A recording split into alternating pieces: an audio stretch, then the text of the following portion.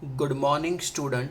मैं चिराग सर आज आपको अकाउंट के अंदर चैप्टर नंबर 4 साझेदारी का पुनर्गठन उसमें हम टाइप 2 के सवाल देखेंगे। टाइप 2 के सवाल के अंदर क्या पूछा जाता है? रोज नामचा पूछा जाता है। तो ये रोज नामचा किस तरीके का पूछा जाता है? तो पहला रोज नामचा हम देखें तो साझेदारों के बीच अनामत और एकत्रित लाभ का वितरण।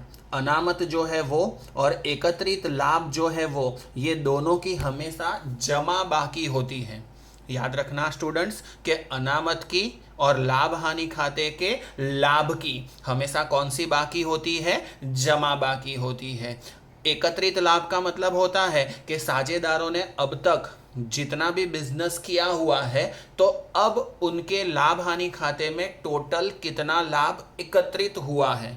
और अनामत का मतलब होता है कि साझेदारों का एक प्रकार का बिजनेस के लिए सेविंग।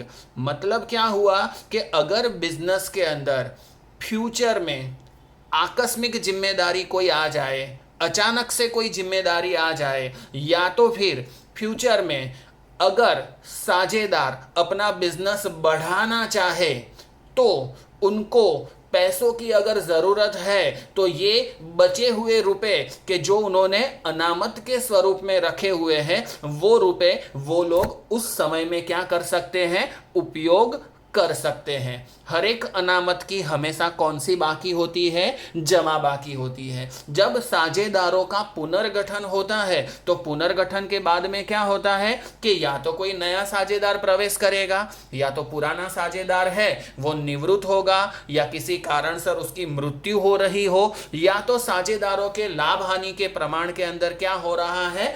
बदलाव हो रहा है। ये तीनों कारण देखने के लिए जाए हम तो क्या होगा कि अनामत के तौर पर और एकत्रित लाभ जो हुआ है वो तो क्या हुआ है? पुनर्गठन से पहले का है। और पुनर्गठन से पहले जो साझेदारों ने धंधे के अंदर, पेढ़ी के अंदर काम किया हुआ है उसके आधार पर उन्होंने ये अनामत और लाभ हानि का एकत्रित लाभ इकट्ठा किया है।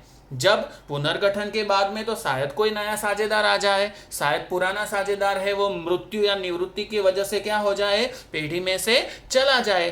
तो क्या होगा ऐसी सिचुएशन के अंदर? अनामत और एकत्रित लाभ जितना भी इकट्ठा हुआ है वो अभी चालू साझेदार जो है, मतलब के प्रवेश से पहले के, निवृत्ति से पहले के जो चालू साझेदार है वो अपने पुराने लाभ हानि के अनुपात से क्या कर लेंगे? बांट लेंगे।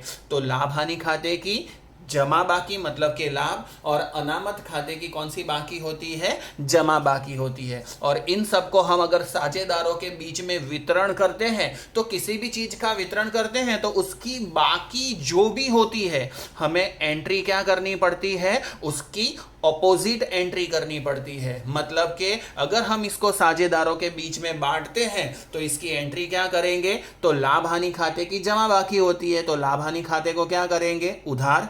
सामान्य अनामत खाता उधार, पूंजी अनामत खाता उधार, अनामत भंडोल खाता उधार, आकस्मिक अनामत खाता उधार, कारीगर अकस्मात मुआवजा फंड खाता उधार, विनियोग वधघट अनामत खाता उधार। तो ये सारी की सारी अनामत और एकत्रित लाभ, इन सबको हम क्या करेंगे? उधार। और इन सबको हम किसके बीच में बांट देंगे? साझेदारों के बीच में। तो साझेदारों के बीच में बांटेंगे तो साझेदारों के पूंजी या तो फिर चालू खाते का, इस तरीके से हमें क्या करनी पड़ेगी? एंट्री करनी पड़ेगी।